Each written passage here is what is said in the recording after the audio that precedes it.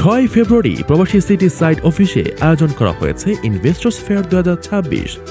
Video কলে মিলবে free ওমরা সুযোগ সহ অবিশ্বাস্য সব উপহার।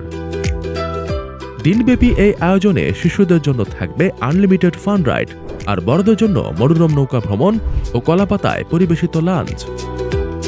মাত্র 10,000 টাকায় বুকিং। আরও বিস্তারিত জানতে যোগাযোগ করুন স্ক্রিনে দেওয়া নম্বরে।